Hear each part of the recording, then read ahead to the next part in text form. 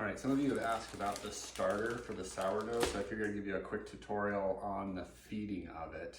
It's not gonna be perfect, but I'll share what I've been doing on it. So I'm gonna measure out some stuff. So first, 250 grams of flour, so I pre-measured that out.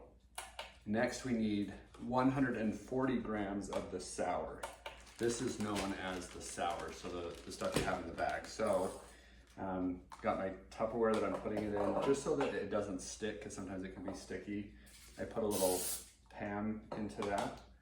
And then I pull out roughly, well not roughly, I guesstimate what 140 grams of sour is gonna be. Make sure the scale's zeroed out. 156, 143, 140. All the rest of this is discarded, if you will.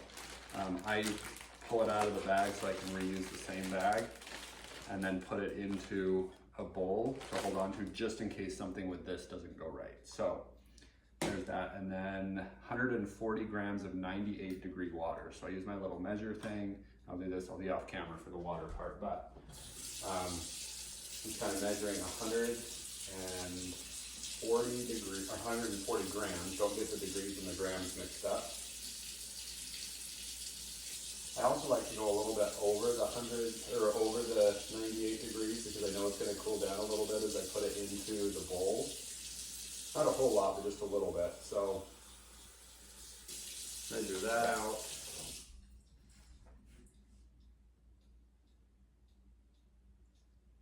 Okay, a little too much there. Not enough there, we'll try again. So 140 grams of water. 141. Just checking it to make sure that the temperature's there. Okay, it's a little bit hot, it's about 104, but when I pour it into the metal bowl, that'll cool it down and let it sit for just a second. There's the water. I like to put the water in first, and then I put the sour, and then I put the flour. It's just easier that way. And then on the bag that you just pulled it out of, I usually put the date, just so it makes it easier. I take a Sharpie and write the date of what it is. So today's date is 6/13, and the time is 7:18 a.m. That helps me remember when I need to then put it in the fridge. Okay. So then I add the sour, the 140 grams of the sour to the 140 grams of the water. I add the 250 grams of flour, and then put this down and start mixing it. Now, while that's mixing, back here to the sour. So the sour that would be discarded, this would just go in the garbage. You can do a couple things with it. One is you can make another starter for somebody else by doing the exact same thing that you just did and putting it in a separate Ziploc bag. So I could do the 140 grams of sour, 250 grams of flour, and then of course the water, and start another bag. The other thing you can do if you've been feeding it consistently for the past couple of days, at least kind of 3 consecutive feedings, you can do them all in one day with your mix it, set it for 5 hours, mix it again, set it for 5 hours, mix it again, set it for 5 hours, put it in the fridge. That's 3 consecutive feedings within a short period of time. Or you could do, Monday, Tuesday, Wednesday, or 3 days in a row. That's fine too.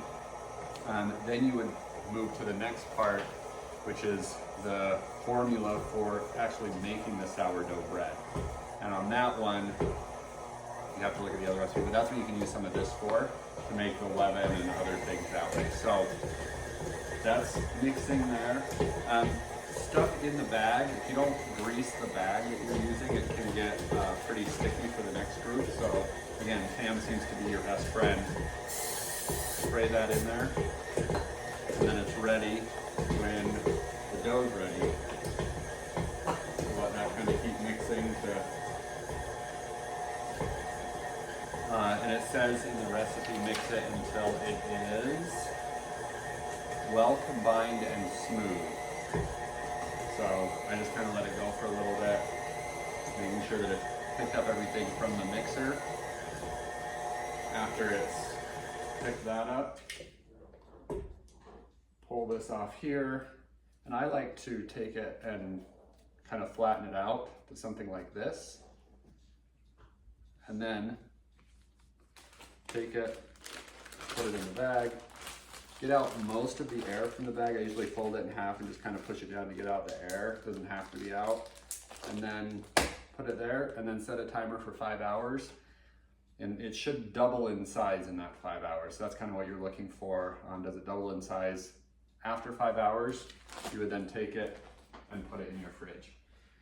Now I will say you have to be okay discarding the extra dough, because if not, you'll end up like me with a fridge full of starters, because one, you're either gonna be nice and give the starters to people who have decided to adopt a baby, or you just end up storing it, because one full sour will make 3 additional sours. And then if you have to feed each one of those after that, then you've got 9, and then you've got 20 sours. It's like rabbits, they just multiply. So don't be afraid to throw your dough away. Missed the garbage can, but that's okay. Don't be afraid to throw it away. And hopefully that helps you understand the standard feeding of your sourdough bread starter. Leave that here for 5 hours and you're good.